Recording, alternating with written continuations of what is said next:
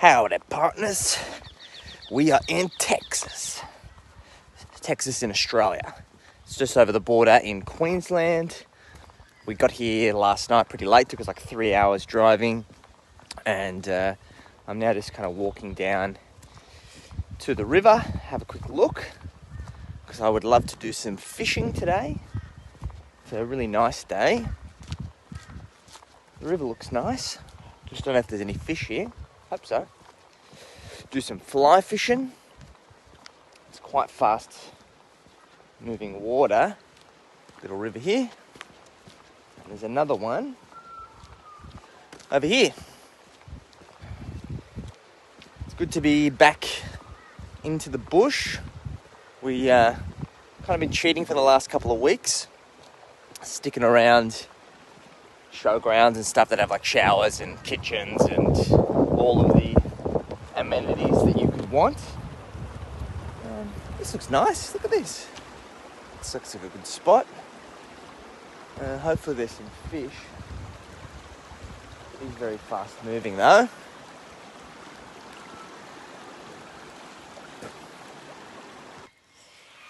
So this place is just beautiful. It's gorgeous. Gorgeous part of the world. Really relaxed. Got New South Wales on that side of the water, Queensland on this side. And it's good to just be back in nature, chilling out. Alright, so in this video I wanted to talk around the importance of having principles, creating rules and non-negotiables around how you manage money both personally and in your business. This allows you to get out of reactive, emotional thinking. It will help you make better decisions, particularly in times of high stress. And it will ensure that you have a decision-making framework that will help you just navigate situations with better results. It's ultimately what we're trying to achieve here. Now, it doesn't matter how objective you think you are. All of us are emotional creatures. Some at different scales than others. But when things get tough, particularly when it comes to money, we can sometimes have rose-tinted glasses. So the significance of having these decision-making frameworks and having these principles is to ensure that we have a reference point, we can look at all of the facts, we can look at all the options, and we can make the best decision on the menu at the time. So how do we do this? First thing we need to do is we need to get clear on what have been the situations where we might have made less than perfect decisions in the past. So maybe you've been an emotional spender, maybe you have cut things prematurely when things have got tough. Maybe you've bought investments and when the market falls, you sell. And then you look back in hindsight and you go, shit, why did I do that? I should have just kept it. Whatever the situation might be, we want to use that experience as a reference point. And that will allow us to then start putting together some rules around, okay, if I ever encounter that situation again, what would I do differently? Now, in addition to that, good decision-making frameworks consist of a few key variables. First thing is we need to get clear on the current situation. So what is your current state of play? What is going on? What are the information that is relevant to where you are? Second thing, what is the desired outcome? What does success look like? Is it that you have more certainty around your investments? Is it that you stick to the course and you don't deviate? Is it something else for that matter? We want to define all of the ideas of success, and then that will allow us to then put together a menu of potential options. Then we want to weigh out all the pros and cons of those options.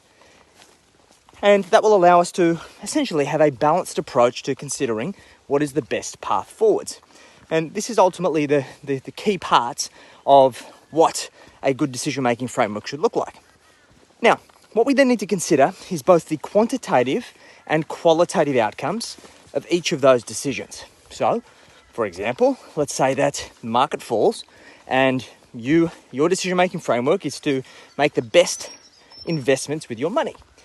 And one of the quantitative outcomes would be, well, double down and invest more, use dollar cost averaging. But the qualitative side of things might be, well, in order for me to do that and be comfortable and have sleep at night factor, I need to have confidence of what the future is going to look like and what the likely expectation of my decision will be. Let me give you another example. We recently did this with time management. We developed a tool called the Time Sucking Monster Calculator, and it allowed you to put in a task that you're wasting time on, or you want to evaluate getting off your plate. Put in how much you're earning, how many hours a week are you working, how many weeks a year are you working, So then we can actually define your effective hourly rate. And that would allow us to work out, are we best to delegate it? Are we best to automate it? Or are we best to keep it? And then what the value of that outcome will be. Simple decision-making framework, immensely valuable. One of our clients was able to free up 20 hours a week and be able to save about $900 a week in their own effective time, which they then invested back into high-value activities, which resulted in them adding an extra $15,000 a month to their business. So not only did they get rid of tasks that they didn't enjoy, they actually saved money and then made money. So it was a double whammy. So I want you to think about what are the things that you feel you can make better decisions around and how a good decision-making framework could help you.